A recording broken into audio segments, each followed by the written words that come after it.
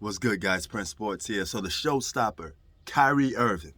Okay, I told you in the last video, he's probably the best NBA player for head-to-head one-on-one matchup, especially with Steph Curry. He's must-see TV, and he dropped 50 in one game, 60 in another game. And you know what? Since by y'all going by this, whoever scores points in games got to be the GOAT. Then Kyrie Irving got to be the GOAT, right? Because he keeps scoring high scoring point games. you know. But no, all jokes aside, scoring a lot of points in a game don't make you the GOAT. But what Kyrie Irving did today was send a message to the mayor of New York. He wants to let him know, hey, you better let me play in these Brooklyn Net home games, you know?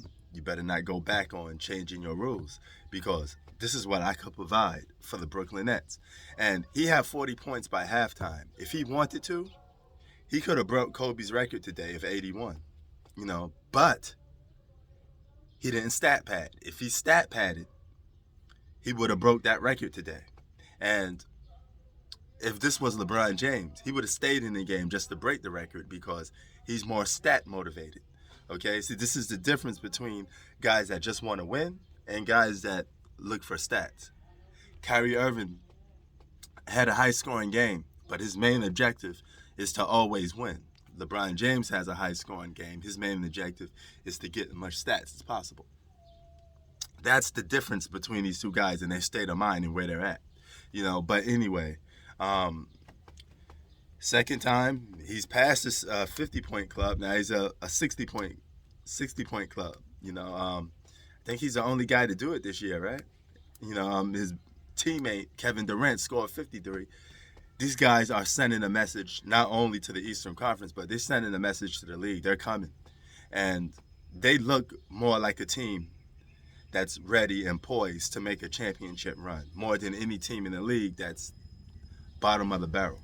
And they're really proving that regular season records are starting to have a cheap meaning right now.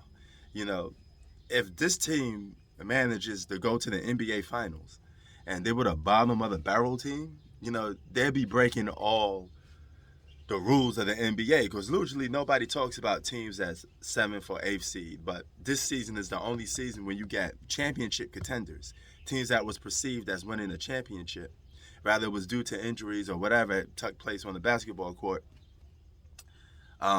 become lower seed teams when they're really supposed to be higher seed teams. So let's just put this in perspective. The Brooklyn Nets on paper is a lower seed team, but we know that this team is a championship contending team. They always have been.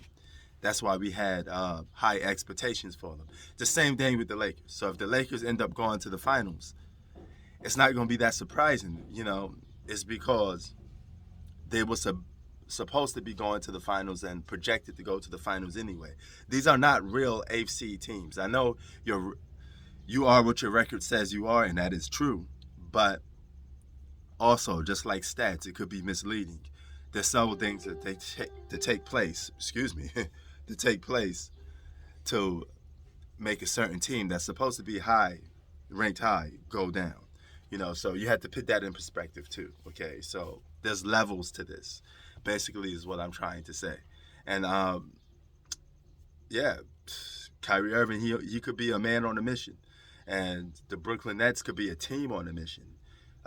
Soon as Ben Simmons come back, he could be their defensive anchor. They're starting to play defense a little more better now, and with Ben Simmons leading the charge when he decides to come back, that's going to be something too, So, man, speechless. It's going to be crazy. Prince Sports out. Peace.